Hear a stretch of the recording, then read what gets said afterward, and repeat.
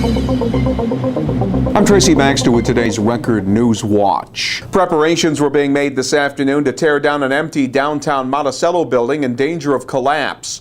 The two-story, 5,000-square-foot structure is located at 466 Broadway, next to the Chinatown Kitchen restaurant.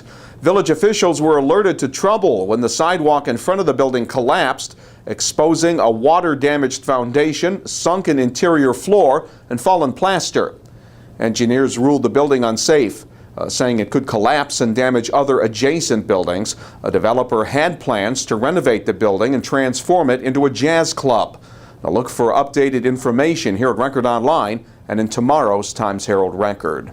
A dispute between neighbors led to a fatal shooting in Middletown back in February of 2012, and today the man responsible was sentenced to 15 years in prison for manslaughter.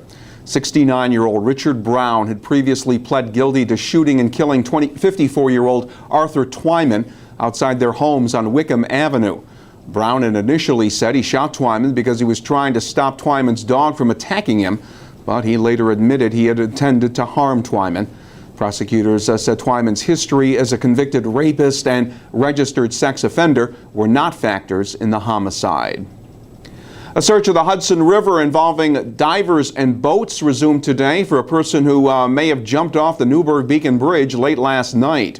Town of Newburgh police responded to the bridge after getting a call from a person in another state who said a man was threatening to jump off the bridge.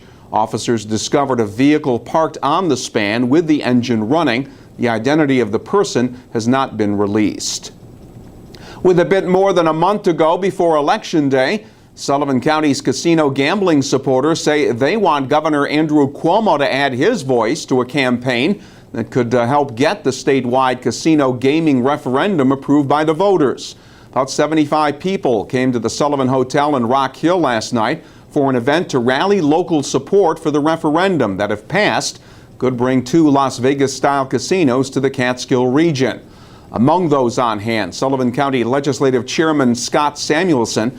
He's hoping the governor and influential organizations lend vocal and visual support to the casino referendum, and soon. Honestly, I am a little disappointed, maybe a little confused. There hasn't been a lot of information. I have to believe that the governor would not push this as hard as he did without the support. I don't know when it's coming, but I believe it will.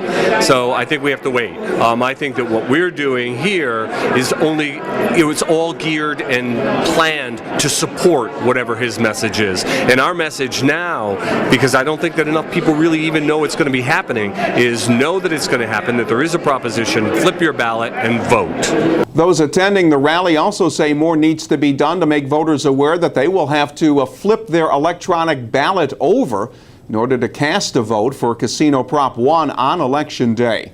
Meantime, a Brooklyn lawyer has filed a lawsuit in an attempt to force the State Board of Elections to change the wording of the referendum, which he says unfairly highlights some predicted casino gaming benefits. The candidates for Orange County Executive will square off tonight in a debate at Middletown High School, sponsored by the Orange County Citizens Foundation. Republican candidate Chestertown Supervisor Steve Newhouse and Democrat candidate Orange County Legislator Roxanne Donnery will respond to questions on a variety of topics. The debate begins at 7. Look for updates throughout the evening here at Record Online, as well as live tweets. Grim warnings from the man who helped New York City get through the 9/11 terror attacks. Former Mayor Rudolph Giuliani says in the future terrorists will have the means to threaten cities by hacking into the computer systems of governments and businesses, and that not enough is being done now to come up with ways to protect ourselves from cyber terrorism.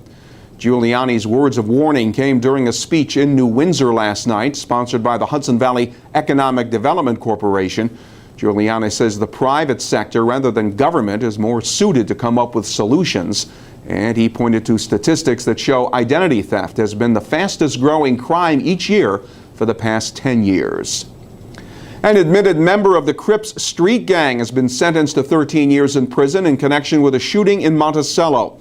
21-year-old Franklin Brinson of Monticello had pleaded guilty to a first-degree assault charge for shooting a 27-year-old man in the face and leg outside a store last November. Brinson was taken into custody following a 2-week investigation. Authorities say the gun used in the shooting was recovered. Last week, Newburgh City officials made a public pitch for the installation of traffic control cameras in some residential neighborhoods where fast-moving vehicles often ignore stop signs. Now, city leaders in Kingston have decided to make a similar request. The Kingston City Council voted last night to ask the state legislature for permission to install traffic control camera devices at 4 high-traffic stoplight intersections in the city. The request comes at the urging of Kingston City Police Chief Egidio Tinti. And their goal to turn Middletown's Paramount Theater into the go-to entertainment venue of the Hudson Valley. And Tuesday, theater operator Ken Del Vecchio unveiled the latest move to help achieve that goal.